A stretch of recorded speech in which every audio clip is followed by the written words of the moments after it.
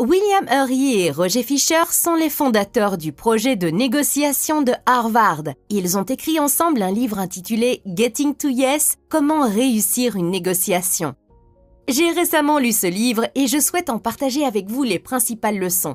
Selon le livre, la négociation ne consiste pas à partager les choses 50-50 ou à insister sur votre façon de faire ou la mienne. Il ne s'agit pas non plus de gagner ou de perdre. Si vous vous demandez qui gagne, c'est que vous avez déjà perdu. Alors, qu'est-ce qu'une négociation? Laissez-moi vous donner quelques exemples et vous verrez.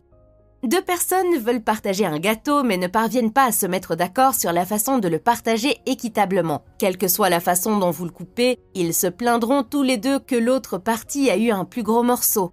Alors que faites-vous? Vous demandez à une personne de couper le gâteau et l'autre choisit en premier. Comme la personne qui coupe le gâteau sait que l'autre choisit en premier, elle le partagera équitablement pour éviter d'avoir un plus petit morceau. Autre exemple. Deux hommes se disputent dans une bibliothèque. L'un veut ouvrir la fenêtre pour prendre l'air, l'autre veut la fermer pour éviter que le vent n'emporte ses papiers. Que faire alors? La laisser entrouverte? Un peu ouverte ou fermée?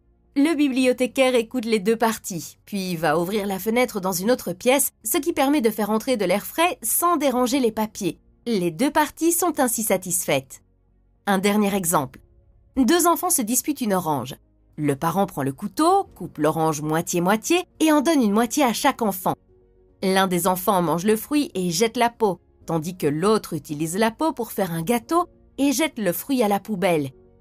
Si le parent leur avait demandé pourquoi il voulait l'orange, les deux enfants auraient pu obtenir 100% de ce qu'ils voulaient, mais ils n'en ont obtenu que 50%. Comme le montrent ces exemples, la négociation consiste à trouver une solution qui satisfasse les deux parties sans nuire à la relation. Alors, comment faire? Comment trouver des solutions sages et pratiques comme celles que nous venons de voir? Voici un cadre en 4 étapes qui fera de vous un négociateur plus intelligent. Étape 1. Séparer les personnes du problème.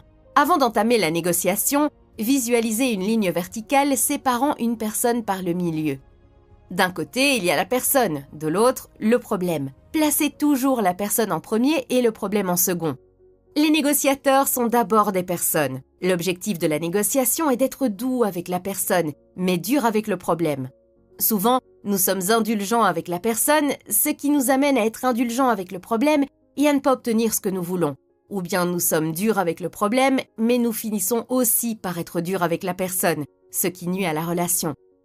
Soyez indulgents avec la personne, complimentez-la chaque fois que vous le pouvez et appréciez ses efforts. À chaque étape de la négociation, posez-vous la question suivante. Est-ce que j'accorde suffisamment d'attention aux problèmes des personnes? Les gens ont des points de vue différents. Leur ego est facilement menacé. Ils voient le monde de leur point de vue et confondent souvent leur perception avec la réalité. Ils interprètent souvent mal vos paroles et ne communiquent pas leurs véritables intentions. N'oubliez pas que vous devez non seulement faire face à leurs problèmes, mais aussi aux vôtres. Votre colère et votre frustration peuvent également bloquer l'accord. Vos perceptions peuvent être unilatérales et vous n'écoutez peut-être pas ou ne communiquez pas efficacement. L'un des meilleurs moyens d'éviter les problèmes entre les personnes est d'établir une relation avec l'autre partie avant le début de la négociation. Il est plus facile de négocier avec une personne que l'on connaît qu'avec un inconnu. Arrivez donc en avance pour discuter et restez un peu après. Apprenez à connaître ses goûts et ses aversions. Ces interactions informelles facilitent grandement les négociations futures. De nombreuses études montrent que le simple fait d'apprendre à connaître l'autre partie augmente le taux de réussite de 25 à 30%. Étape 2, se concentrer sur les intérêts, pas sur les postes. Vous souvenez-vous de l'histoire des deux hommes qui se disputaient une fenêtre dans la bibliothèque? Elle illustre un problème courant dans les négociations. Les gens se concentrent trop sur leurs positions. Au lieu de vous disputer sur vos positions, concentrez-vous sur vos intérêts. Les avantages de se concentrer sur les intérêts sont évidents, mais il peut être difficile de le faire. Les positions sont claires et spécifiques. Les intérêts peuvent être cachés ou vagues. Alors, comment trouver les intérêts de l'autre partie? Il suffit de demander « Pourquoi ? Pourquoi veulent-ils ce qu'ils veulent ?» Essayez de voir les choses de leur point de vue. Une fois que vous avez découvert leurs intérêts sous-jacents, parlez-en ouvertement. Les gens écoutent mieux s'ils se sentent compris. Ils pensent que ceux qui les comprennent sont intelligents et gentils. Si vous voulez qu'ils écoutent vos intérêts, commencez par montrer que vous vous souciez des leurs et que vous les comprenez. Bien entendu, Vous devez également faire part de vos intérêts. L'autre partie ne le sait peut-être pas. Pour transformer vos intérêts en options réelles, posez-vous la question suivante. S'ils sont d'accord avec moi demain, qu'est-ce que je veux qu'ils fassent? Étape 3. Utilisez des normes équitables. Même si vous comprenez bien ce que veut l'autre partie, des conflits surgiront toujours. Vous voulez un loyer moins élevé, mais votre propriétaire veut qu'il soit plus élevé. Au lieu d'argumenter, utilisez des critères objectifs pour prendre une décision. Rappelez-vous l'exemple du gâteau. Lorsque deux hommes ne peuvent pas partager un gâteau, le fait qu'un homme le partage et que l'autre choisisse en premier est basé sur une norme équitable. Les critères objectifs sont des règles impartiales qui ne dépendent pas des opinions personnelles. Il peut s'agir par exemple des prix du marché, des exigences légales, de l'avis d'un expert ou de normes équitables sur lesquelles vous êtes tous les deux d'accord. Lors d'une négociation, les gens résistent souvent à l'idée de se mettre d'accord parce qu'ils ont l'impression que vous l'exigez. Mais si vous dites « vérifions les règles ou les règlements », l'accent n'est plus mis sur ce que vous voulez, mais sur ce que disent les règles. Soudain, ce n'est plus vous qui l'exigez, mais les règles. Par exemple, si le contrat de construction de votre maison ne présente pas la profondeur des fondations et que l'entrepreneur suggère 1 mètre, alors que vous pensez qu'1,50 m est la norme, ne vous contentez pas d'un compromis. Dites plutôt « Écoutez, j'ai peut-être tort, peut-être qu'1 mètre suffit. Le gouvernement a-t-il des spécifications standards pour ces conditions de sol? Quel est le risque de tremblement de terre ici? Ou suggérez-vous que nous cherchions des normes pour résoudre cette question ?» Voici comment vous pouvez appliquer ce principe de manière efficace. Avant de commencer, définissez des normes équitables avec l'autre partie. Par exemple, dites « Vous voulez un prix élevé et je veux un prix bas. Voyons ce que serait un prix équitable. Quelles normes devrions-nous utiliser ?»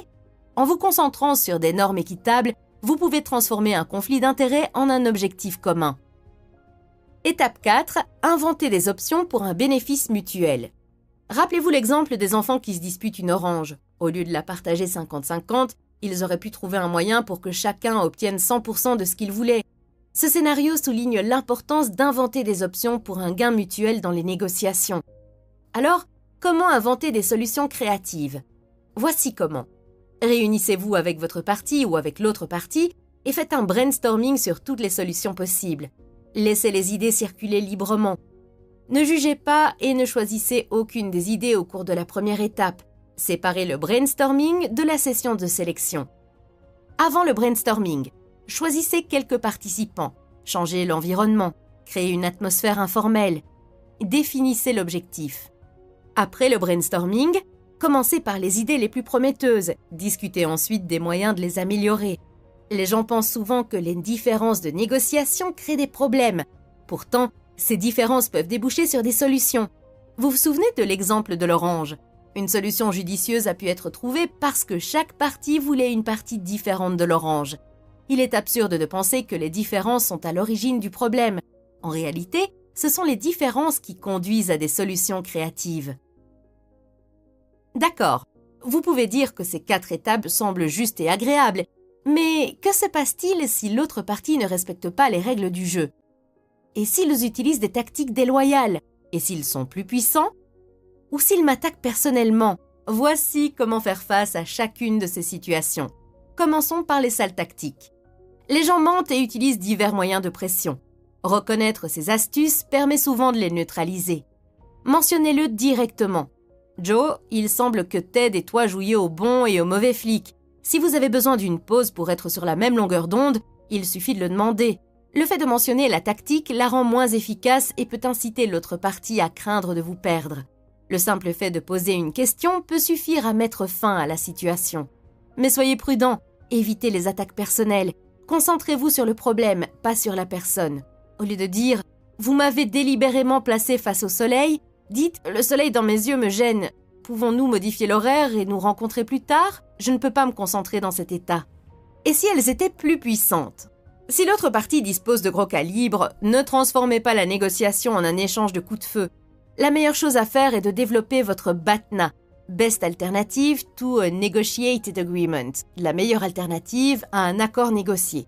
Pensez à ce que vous ressentiriez si vous vous rendiez à un entretien d'embauche sans aucune autre offre. Pensez à la difficulté de la négociation salariale. Comparez maintenant ce sentiment à celui que vous éprouveriez si vous vous rendiez à un entretien avec 2 autres offres d'emploi. La différence, c'est le pouvoir. Plus vous pouvez vous retirer facilement d'une négociation, plus votre pouvoir est grand. L'élaboration de votre BATNA vous permet non seulement de déterminer ce qui constitue un accord minimum acceptable, mais aussi d'augmenter ce minimum. Développez toujours votre BATNA avant de négocier. Ne dites pas « négocions d'abord et voyons ce qui se passe ». Sans BATNA, vous négociez à l'aveugle. Et s'il vous attaque personnellement? Lorsqu'il s'attaque à vous plutôt qu'au problème, les choses se corsent. Vous voulez une solution équitable, mais ils démolissent vos idées. Il est naturel de se défendre, mais cela ne mène à rien. Vous poussez, ils poussent à leur tour, et vous vous retrouvez bientôt bloqué.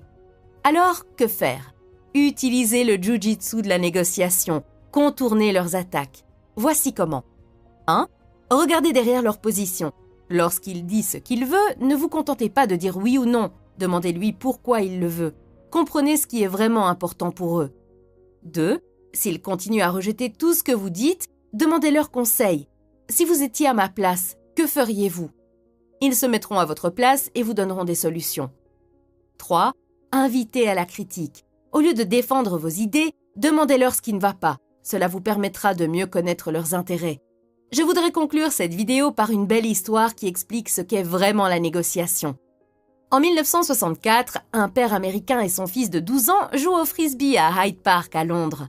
Peu de gens en Angleterre avaient vu un frisbee auparavant et une petite foule s'est donc rassemblée. Au bout d'un moment, un homme s'est approché et a demandé « Désolé de vous déranger, je vous observe depuis 15 minutes. Qui gagne ?»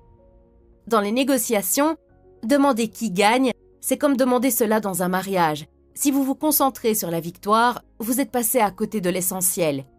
Le véritable objectif est de travailler ensemble et de trouver une solution qui satisfasse les intérêts des deux parties. J'espère que cette vidéo vous a été utile. Merci d'avoir regardé. À bientôt!